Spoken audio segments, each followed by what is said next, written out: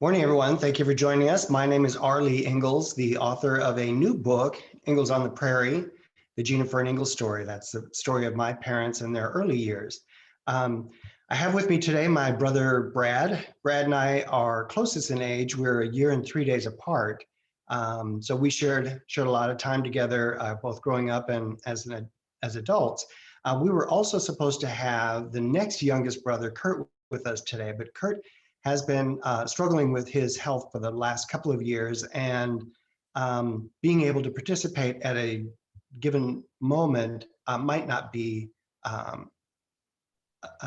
possible. And this morning he let me know that he was not able to join us today. But Brad and I did want to continue with the video call. But just as a little footnote about Kurt, Kurt is the fourth in line. He's just younger than Brad. And as I said, he's been struggling with his health for the last couple of years. And I want to give a story that kind of illustrates how strong a person he actually is. The last family get together that we had, while my father was still alive, Brad suggested that all the 8 of us go around and introduce ourselves, tell us which in line we are, and a little bit about ourselves, and then introduce our spouse as well. Kurt, when it got to him, he's so funny.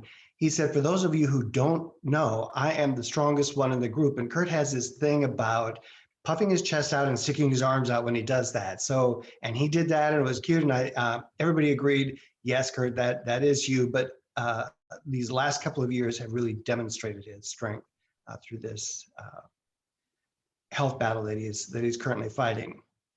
So wanted to introduce him. Brad, you want to say anything about Brother Kurt?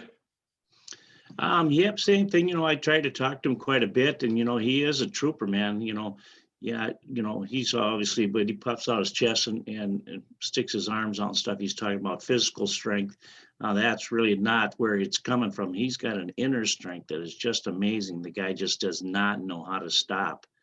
And so, yeah, I think that, for him to keep going through all of this and have a good attitude, and he literally thinks, I think I can go back to work next month, if this continues to get improving. But then, poor fella, something keeps happening, and one thing right after another, but he's a tough guy. He hangs in there better than anybody that I know. Yeah, very well said, and so true. So, Kurt, we'll catch up with you next time on the next video.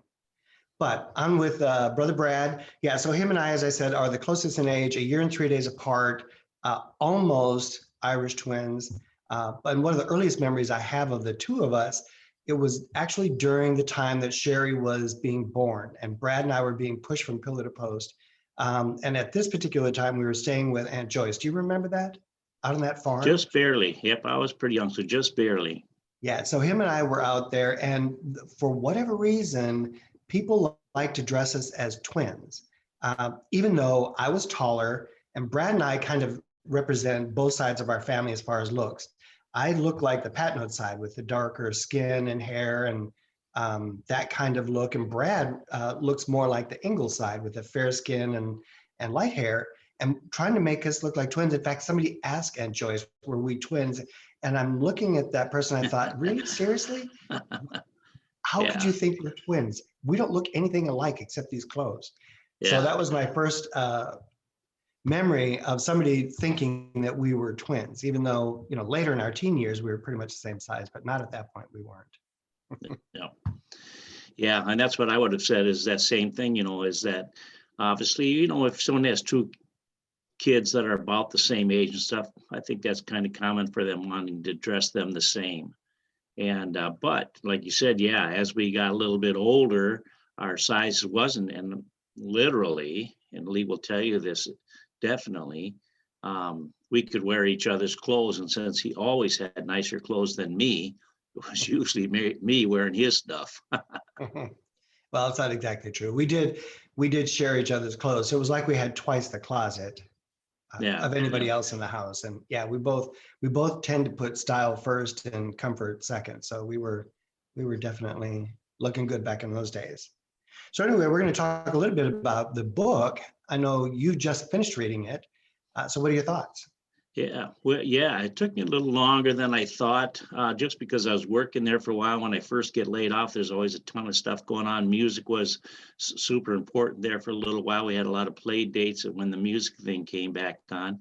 So one day I just decided, I'm going to take and read one chapter every single day. In the morning when I first get up, I'm going to go downstairs, grab the book, read a chapter. I finally did get through the whole thing.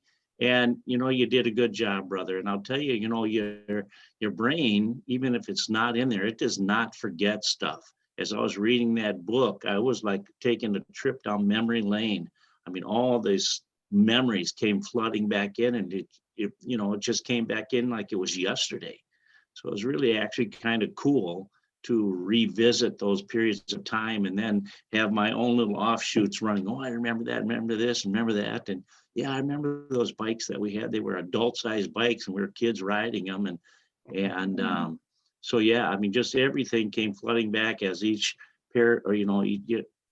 chapter went through. It just brought in a ton of memories. And your thing about the house in Anoka, where they woke us up and the water's just rushing into the basement, and that whole craziness of getting out of there. And yeah, so it was very, very good. It was very nice for me. Again, it kind of surprises you that all that stuff is still in your head somewhere. There just has to be a trigger point, and it all comes right back to you. Yeah, well, as you know, that was the book that I wrote was not the book that I originally intended to write. I was supposed to write my story, but as I got into the story, I told a little bit about our grandparents, and one of the sad things that I realized coming out of that is what little information that we had about our grandparents, and really, all of them were born in the last few years of the 1800s or the first 2-3 years of the 1900s, and all the things that they lived through that I was not able to capture as far as what their experience was through those things. So that was a sad thing. And as I'm writing that, and I start to write mom and dad's, I realized they too lived through some incredible times in our nation's history, and some of those events in in the nation's history actually impacted our family. And that was the reason I decided that mom and dad's story should be told first. And mom is still with us, so she was able to clean up any of the storylines or add details that I wasn't aware of or had wrong. So it was really good to do that. I'm glad that I did. Their story was certainly an interesting one. The first few years of their lives together was just insane. You think that dad was born in 1929. He turned 30 the year that we moved to the farm.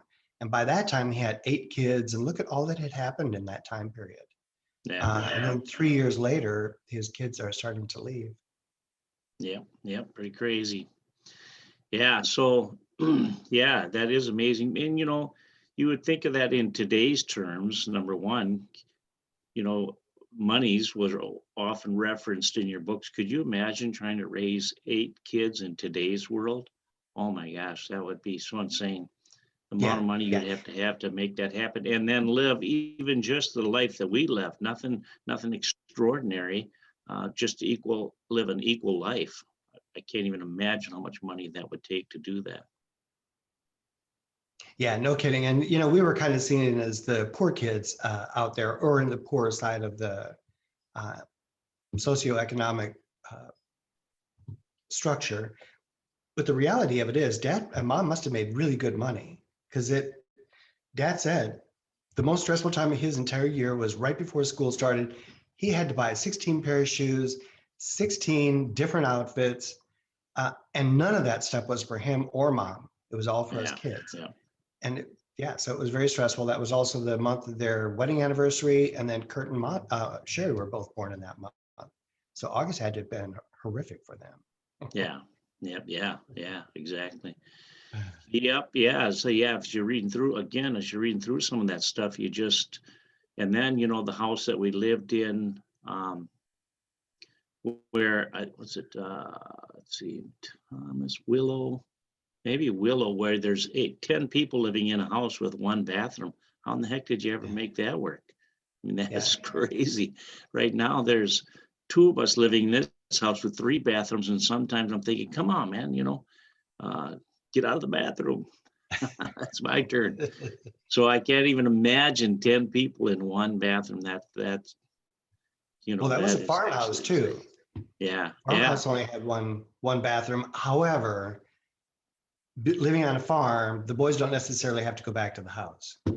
yeah, yeah, yeah, exactly. Yeah. And you know what? And as I was thinking back on that, I don't think bathing, especially as a child when you're a kid playing in the dirt all day long, was never really super important. Yeah, You're a kid, you're especially for us boys. I mean, I can remember times when we were running around and someone said, "Put your chin up," and I'd go like this, and there'd just be lines of dirt underneath my neck. yeah, Yeah, well, yeah, for sure. And of course, back in those days, the farmhouses all had those sinks in the kitchen for you to wash up yeah, when you came in the house. So yeah, our yeah, house certainly had that as well. I remember many a times washing up there yep, before going same here. to dinner. Yeah. Or going to the sink and one of the girls would shampoo my hair for me Yep. versus, sitting up in a tub and trying to get it done. Actually, I think I washed my hair more in that sink because we didn't have a shower. It was just a tub. Um, I think I washed my hair more in that sink than anywhere else. Yeah, I think I did too. Yeah, in fact, I don't even remember washing my hair in the bathroom at all. It was mostly in that sink. Yeah, Yeah, and then there's the winter times up there. Wow, that yeah, was crazy. yeah, yeah. I totally, again, you don't really think about that. But yeah, exactly what you're talking about, filling up those 5-gallon buckets of water and carrying them down to, put in 2 or 3 different water bins and yeah, especially when we first started it. Yeah, you had just as much water on the side of your legs as you did in the bucket still. But Yeah, I can remember it was always my goal to get them buckets down there without spilling anything. And I think that as we hauled them enough, maybe by the end of each winter, um, I feel like anyways, I got strong enough and steady enough that I could get the water down there spilling very little. So that was my goal every single time I carried those buckets down, is not to get soaked doing it. yeah, that was crazy. The 5-gallon bucket in each hand, multiple trips back and forth. And just so that everybody knows, the way the farm was set up, the house was situated on top of a hill, and the water supply was up there as well. But they buried the water lines down to the outbuildings too close to the ground, so they froze. So you had to shut them off before the winter started, or they would burst and they wouldn't be usable anyway. So that's why we had to haul the water from the house. That never got fixed.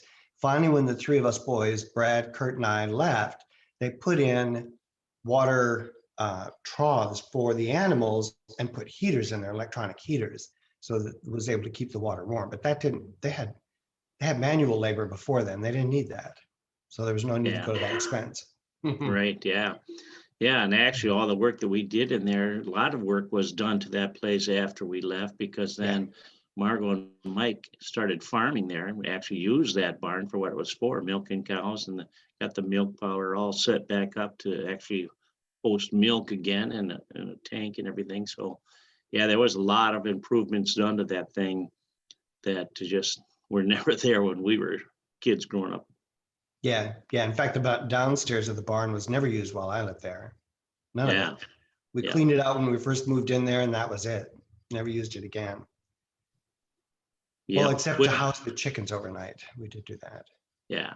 And the calf pens, when we had new calves, they all still went into those calf pens that had literally 3.5 to 4 feet of manure built up in them that we had to shovel out of there. Yeah, yeah. That's true. That's true. One of the memories I have is that when it would snow overnight, mom and dad had to get up and go to work. And that meant that we had to get up earlier because we had to clean out the driveways so that they could. And I was never good at driving or making use of any of the farm equipment, not the tractors, not the Jeeps, the truck, none of that stuff.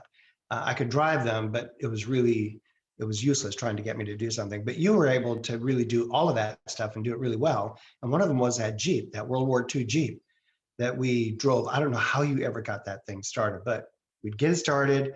I think there was a heater inside. I'm not sure. But the way the windshield wipers worked, there was a knob on the passenger side that you push back and forth from the Right. inside of the Yeah. vehicle, Yeah. and it made the windshield wipers on the outside work. So you Yep. and I would be sitting in there. I'd make the windshield wipers work while you were driving around pushing the snow out of the way. Yeah. Yeah. Yeah, that was quite the experience. Yeah, I don't believe there was any heat in that thing at all. There was nothing electronic in that thing. It was just bare bones Jeep, and that's it. But yeah, again, I'd almost kind of forgotten about that till I read it in your book. I thought, oh my gosh, I remember those days. Yeah, Yeah. yeah. So And then we had to come in. Each of us boys had half a dozen eggs scrambled yeah, up, put yep, between two pieces of bread, doused in butter and ketchup. That was our breakfast. Change clothes and go to school. yep, yep. Ugh, Yep, those were goodness. pretty crazy days. But and again, just like you said in your book, you just did it though. You didn't really think that was any different. And same with your comment about, we were probably considered still lower middle class type income people, but yet at the same time, we had no clue. We had more fun than anybody I knew of, with Yeah. the fact that there was 8 of us. I mean, playing baseball and everything was super easy to get a team together. We only needed a couple other neighbor kids, and you could have both sides for a baseball team, and football and everything else we did. In Minneapolis, when we still lived over there on Sheridan, it was a great fun to play every sport that was out there. None of us had ice skates, but we all played a lot of broom ball up there at the Sunset Park. And so, yeah, it was never occurred to me that, we weren't as rich as anybody else, because we actually never really saw the rich side of town. Where we were is where we were. And other than when we had bicycles to ride, we didn't really travel all that far. So as far as I was concerned, I thought we were very wealthy, Yeah. especially on the farm. We started getting horses and tractors and plows. And the other thing that was funny in your book, if you want to talk about things that travel through to this very day, that big garden that Mom put in, My goodness. I so hated that garden. I hated going down there and pulling weeds and using that little plow thing for cleaning in between the rows. And, because that thing was made for an adult sized person. And here I am, half that size, trying to push that stupid thing down the thing. Literally hated it. To this very day, I cannot stand any kind of gardening work. I don't care if it's flowers or planting anything. Absolutely, that thing wrecked me and my brain for ever doing a garden again. Actually, if I see a garden, I think, oh, that looks nice, and I walk away as fast as I can. Yeah, well, I don't mind gardening. Of course, living in the city, you don't really have a garden, and certainly not one like that. But yeah, except the vegetables that we got out of there were just incredible. Those tomatoes were huge, Yeah, absolutely huge, and they yeah, were good. They were really yeah. good. They were, and like you said in your thing, we ate the tomatoes in every possible manner that you can think of. But again, today, you know what? I don't like tomatoes. I think we had just too many of them as a kid. Oh, really? Oh, I still like them. I still like the tomato sandwiches. Yeah, Yeah, still eat them. yeah, Yeah, and then well, as kids, you and I did not get along at all. I mean, we could hardly be in the same room that we weren't arguing about something, unless somebody was picking on one or the other of us, and then it was like, okay, hold my beer. yeah, We yeah, were all in there. We're not going to be separated at that point. Which is kind of comical to think as a kid, hold my beer. yeah, yeah, yeah. But yeah, as adults, once we moved away, I mean, it was a far different experience. And yeah, our Yeah. family is very close, including you and I. And yeah. Yeah. Well, I think as children, especially as close as you and I were, we were always trying to occupy the same space and ground. And so, there's always going to be that pushing and shoving to, be where the other one is, or, when you're got one thing and two of you want to share it, there's always going to be a little pushing and shoving that goes on. And I think that's all that was. It wasn't that we actually really hated each other and just were always battling. It's just that, we both wanted to occupy the both same spot. And, so you're going to butt heads a little bit, but, at the same time, we still got everything done that we were supposed to get done. And, the one super big fight that we did have, and Barbara's sitting there yelling for Mom to stop it because we're really going at it that time with fisticuffs and pulling hair and everything else. Mom says, nope, let them fight it out. They'll work it out. And I actually don't even remember how the whole thing ended, but, I think, and then again, you think, sometimes that ends up, you have to have that beef. And then once that's done, then you're almost kind of closer, seems like to me. But maybe not. Yeah. It seems I remember it, but maybe not quite so well. I do remember fighting a lot, and that particular one I'm not exactly sure. But if it's the one I'm thinking about, it was close to the time that we both left home anyway.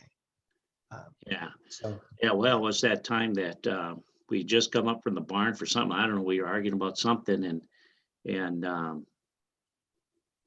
whatever I did, as I grabbed your head and flipped you, and your boots went around that put manure all over the ceiling of the kitchen. And then it was game on from that point on. And yeah, so anyways, once that was all done, then we had to go clean up the mess we made. Yep. That was always what we could look for, cleaning up the mess. Yeah. So kind of change the subject a little bit, but maybe not so much, is the, kind of our bad boy reputation around the county, and some of the things that we used to do to get in trouble, like that horse's carriage you bought that one time at an auction. We didn't think anything of it. So we got it to where it was at least operational. And then we took it out on the state highway and we're pushing each other up and down the road until one of the county sheriffs came by and gave us a ticket, told us that it was a horse's carriage. It should have a license plate and we should have a driver's license. Yeah. And we shouldn't be pushing it. Yeah. And Dad had to pay the ticket, which he was always so fond of when that happened. Yeah. Or riding the horses into town and having them deposit their stuff there in the street. And then we get a ticket for littering. Dad had to pay it. Yeah. And then the Williams boys. One officer actually told us we're supposed to have a bag on the back of them tied up to their tail. Yeah. And sadly, I mean, when we hear stuff like that, the first thing that came into my mind when that happened was, well, do you have one we can use? Yeah. And I thought, it probably wouldn't go well if I asked him that. So I kept it to myself.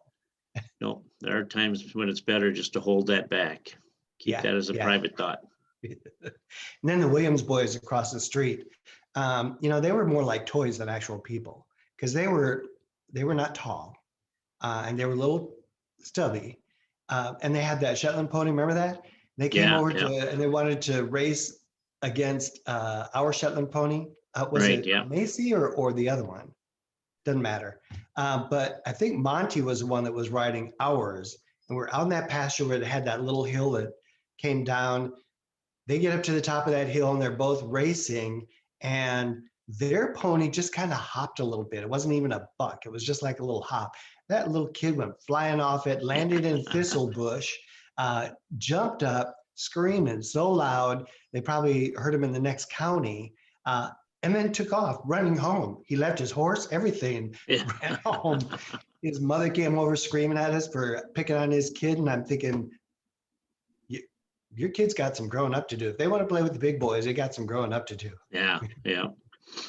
We didn't break him any of his bones. He was still able to run and scream. He should be good. Yeah. So we were constantly doing stuff like that. And then we taught Thunder to rear up. Yeah, Kurt taught Thunder to rear up. Well, we encouraged him. He thought that, he thought that was super funny, and it was kind of cool. We got several pictures of that, and it's kind of cool.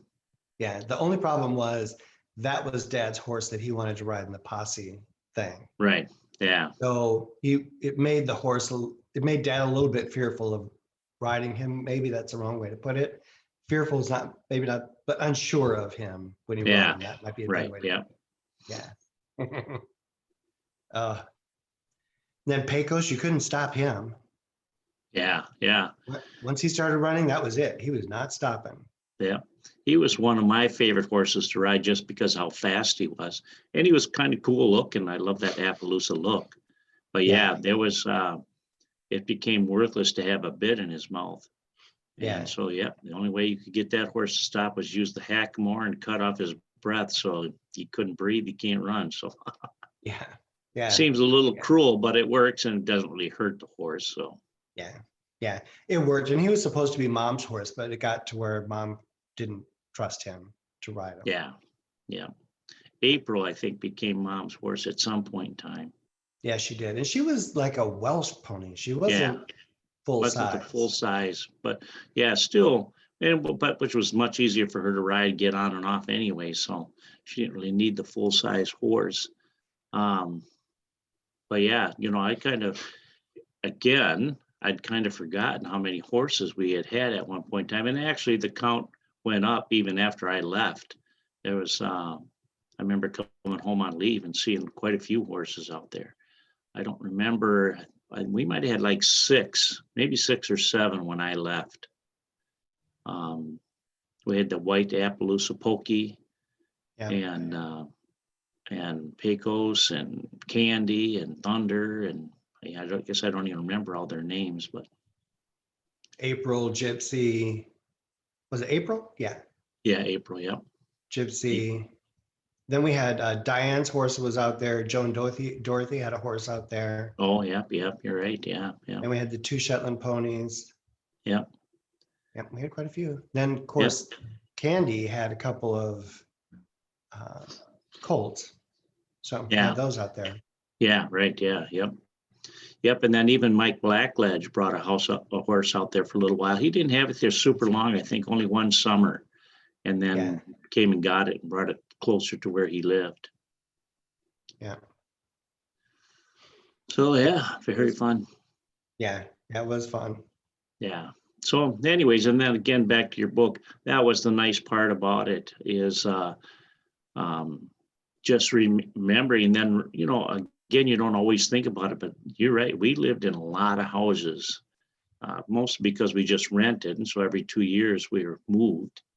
And we lived in a lot of different spots and I don't know, any of them were necessarily my favorites. I liked Thomas Avenue. That was a nice place because you had that corner grocery store right there. So every time we had a quarter, we could run up there, although you had to cross Lowry Avenue, which, could be difficult at times. That one on Willow, that was nice because you're right. People were constantly driving down. It was one way. People were constantly driving down the wrong way. So it was our favorite thing to say, wrong way, driver, just start yelling at the people. So that was super fun.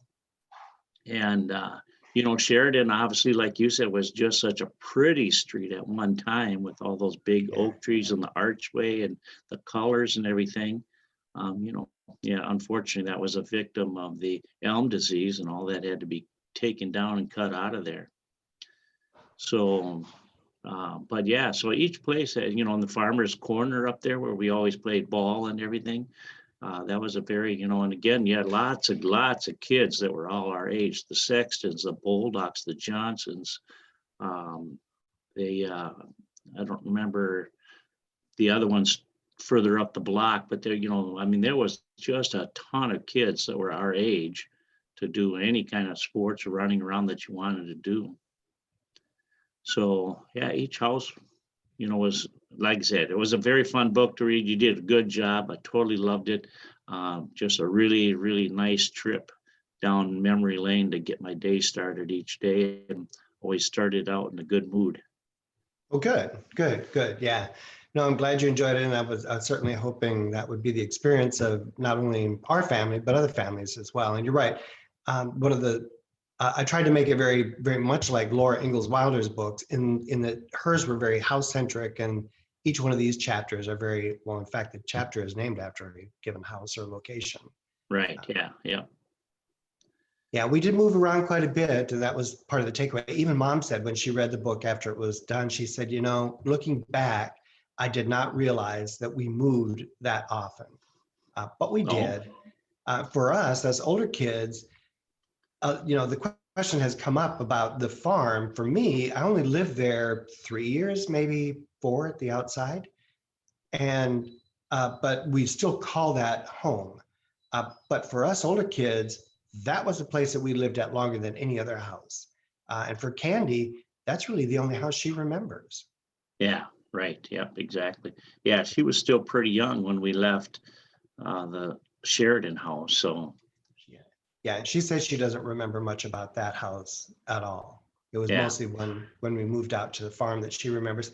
And then after we left, mom and dad lived in that house for over 20 years. So even yeah, though we right. didn't live under the same roof, that's where our parents lived for all that time. And that's where we gathered as a family for years. Yeah, yeah, yeah. Well, yeah, dad retired from there, mom retired from Waconia. So yeah, they were out there a very, very long time. You're right. For us, we moved out there in 69, I believe it was. Yeah. And in 72, I went in the service. So I was not there very many years, but yet, like you say, you kind of assimilated. And now if anyone asks where I'm from, even though I lived the majority of my life in Minneapolis or the surrounding area, I always tell them Waconia. Waconia is my home. Yeah. Yeah. And I think the time that we lived there is when we, moved from being kids to young adults. So you did a lot of self growth and all that kind of stuff during that time period as well, which is why you feel more attached to that than you do your kid stuff. Yeah, yep, yep,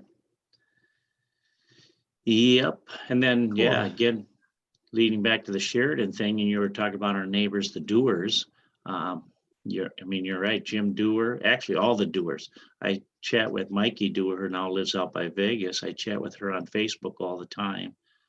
Diane Irving is what her name is now, will comment on our stuff all the time. Same with Pam Dewar. And Jim Dewar isn't on Facebook a lot, but his wife Sue will occasionally like or comment on something that we're posting. So yeah, to this very day, they're still our friends, that whole family, Yeah. and still in contact with them, if not face to face through Facebook. Yeah. Yeah. In fact, I have a photo of you and Jim standing in the backyard of the house on Sheridan, right in front of the uh, boat, Dad's boat. Oh I don't yeah, think I posted it yet, but I will post it. But you're both, Jim is so young, he's almost unrecognizable. yeah, yeah, He's so young. yeah, Yeah. yeah. Well, if you saw him today, you would think of his dad, because man, Uh, he looks exactly like his dad. yes, he does. Yes, he does. Even when he was a young adult, he looked a lot like his dad. I figured, okay, that's what his dad must have looked like at that age. Yeah, yep, yep. Yep, there's no And now denying that. that he's at the age or even older than when we knew his dad, he definitely, which his name was Jim too. So it's Yep. weird. You can't really say Jim because you're talking about two Jims. But yeah, he, maybe 10 years ago, literally looked exactly how I remember his dad looking. That little bit of gray in his hair and the deeper voice. And so, yeah, that genetics thing is unbelievably powerful. For sure. For sure. Yeah, and then I That's, also came across a photo of Joe and Dorothy. oh, did you? Oh, Yeah. yeah. Yeah, and it looks like they're standing in front of Grandma and Grandpa Ingalls' house. You can't see that much of the house, but you can see the siding. And Oh, the okay. siding on their house was very distinctive. Yeah. So I think it's standing in front of their house. I need to post that as well, but all in time, all in good time. Oh, yeah. Yep. Yep. Yeah. Another photo that I had never seen. I've never really seen a younger photo of our grandpa Monty or Delmont um, until that 4th-generation one that you posted. I had no clue that he, or at least in that picture, he looks like a seriously tall guy. Well, not seriously tall, but over 6 feet or at 6 feet, which was tall for those days. And boy, you can see every look in him. You can see Dad in there. You can see Monty in there. I mean, it is just amazing when you look at that picture, how again, just there's literally no doubt that we are descendants of that man.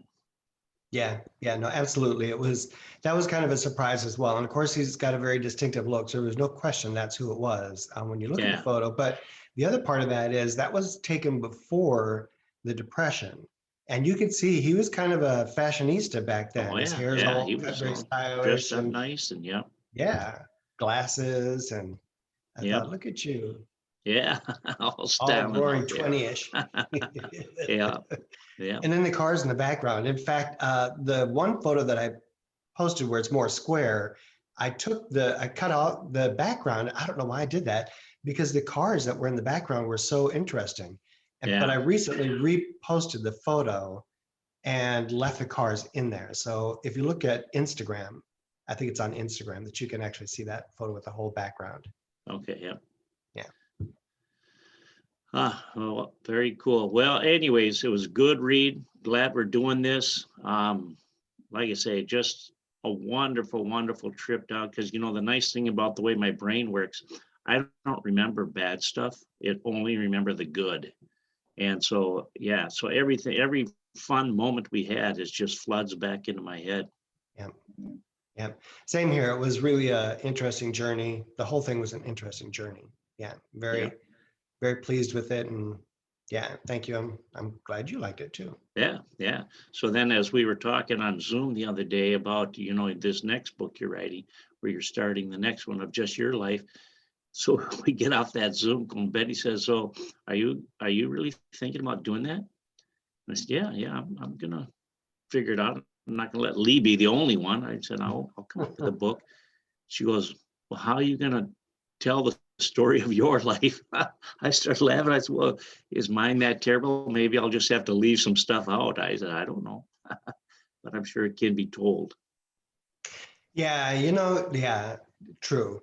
You have to look at it and like I said, as I was closing up the book, I had to determine where to end the book and how to end the book. And when I look at the events that Barbara, you and I, the actual events that were right there before we ended up leaving, there was a lot of passion in those moments.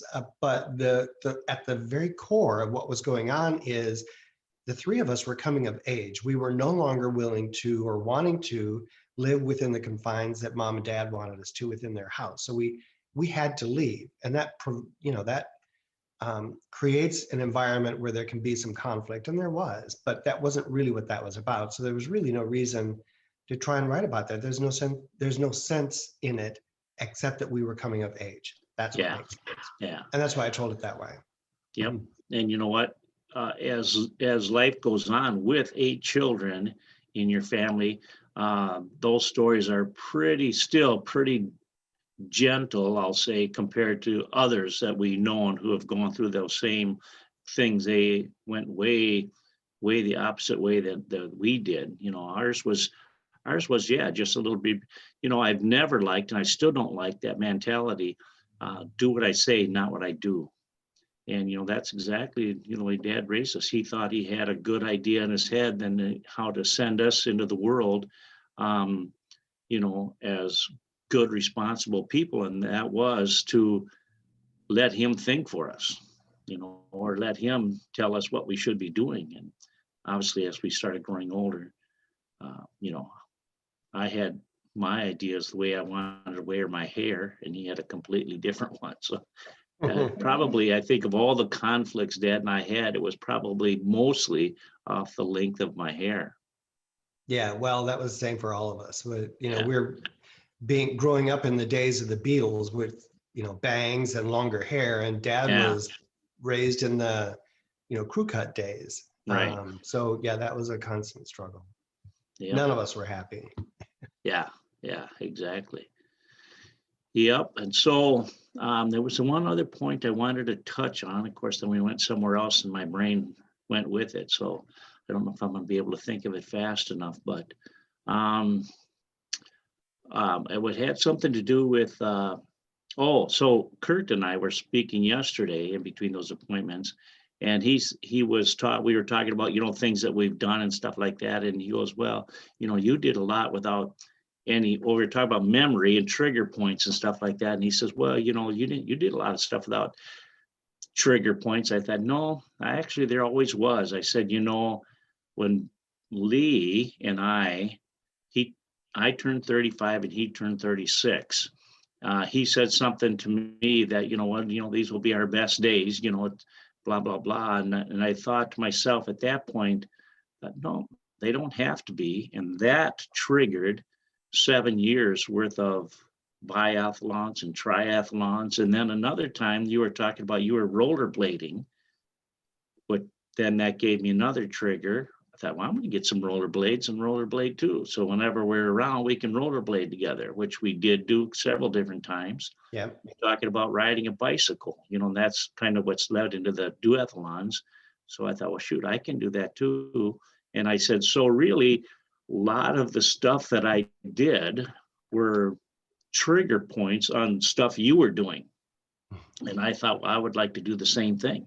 And so, yeah, Kurt and I had a little conversation about that yesterday. And again, super nice thing. And I thought, if Lee and I hadn't been talking, or if he hadn't been doing all those things, I wonder if I would have. Or if Dad had never played guitar, was never a singer, would I be playing guitar and doing some singing? And so it's very interesting how you fall into stuff based on what other people are doing. And then not really enjoying it and it being almost a lifelong deal. Yeah, no, absolutely. Yeah, that's the other part where, you and I being so close together in age, we're at the same physical point in our lives and have turned out that we both enjoy doing the exact same things along those lines as well. Yep. A lot of the same things. Yeah. Although I never really wanted to do a biathlon or triathlon or any of that stuff. Yeah. Yep. Well, I don't like getting wet. If it weren't for the swimming part, I might do it. Yeah. Yeah. There you go. Or the sweating part. But yeah, I think I took a couple road trips all the way down to your house to participate in a couple of that Coors Light series that was going on. They had a couple right there in Houston.